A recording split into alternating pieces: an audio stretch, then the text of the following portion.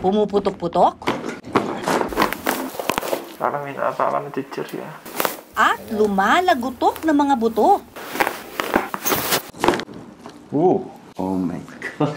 Sa bawat pag-uunat at pagbabanat, Wow. akalain mong mababalian ka. Oh, wow. Diba? Oh my God. I'm still alive. Pero gaano katotoong mainam daw ito para sa ating mga buto-buto?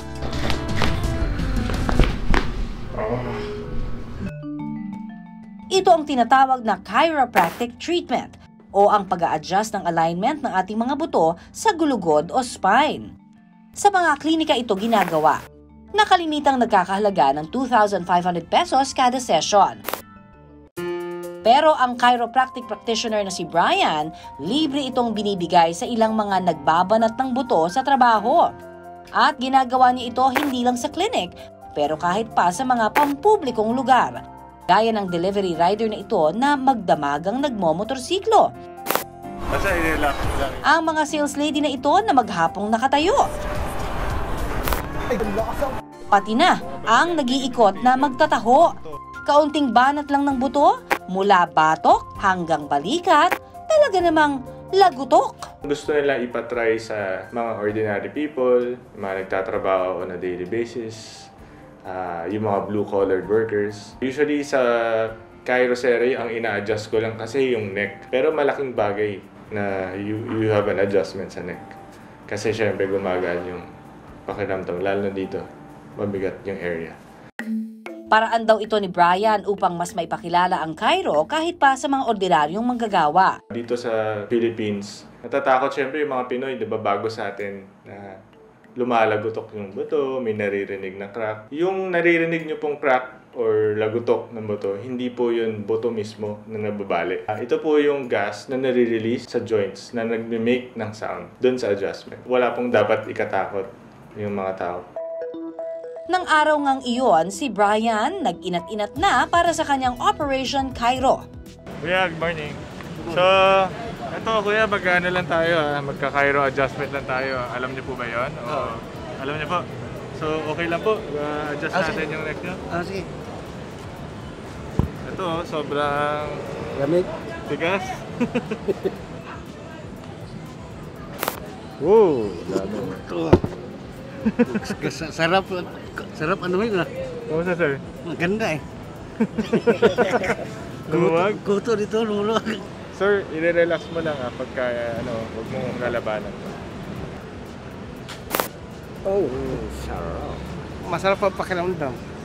Tumunog eh. Salamat po.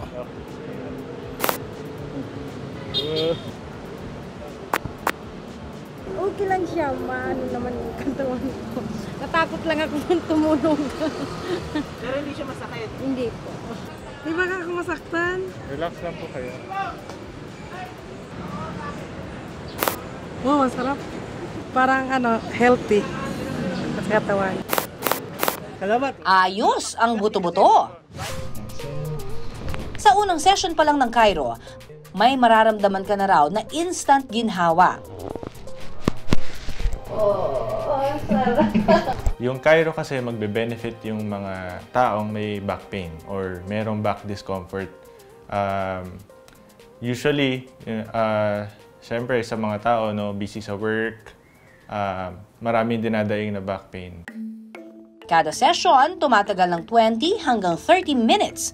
Ang payo ni Brian, ang pagka-chiro isang beses lamang isang buwan. Dito sa clinic, we offer packages. We have 10 sessions. Kasi syempre yung adjustment, yung therapy is yung results hindi mo makita in one session. So you will feel relief after an adjustment, pero better results yung talagang you proceed with yung continuous therapy. Tulad na lang ni Rice na isang online casino dealer na may iniindang scoliosis. Lagi po kaming nakatayo.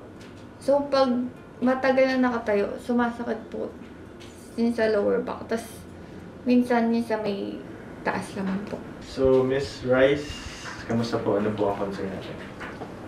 Lagi po kasing sumasakit yung likod ko. Saan po specific area yung sumasakit? Sa lower back. Okay, so ito medyo stiff yung shoulders. Tingin ka sa kaliwa, farthest na kaya. Okay, sa right. Okay, may restriction ba? Parang nahirapan ka tumingin? Wala na. Okay. Pagkatapos, minasahe ang kanyang likod para ma-relax ang kalamnan. Tsaka sinimulan ni Brian ang adjustment. Relax ko lang muna bago tayo mag-start sa adjustment. Mula sa kanyang upper back, lower back, sa mga paa at hanggang sa liig. Pupula ko.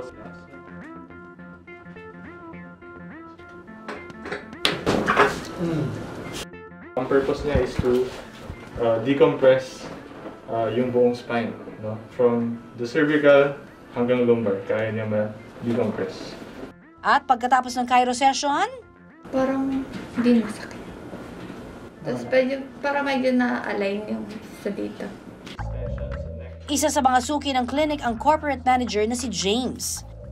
Dahil laging on the go sa trabaho si James, madalas daw umaaray ang kanyang mga buto.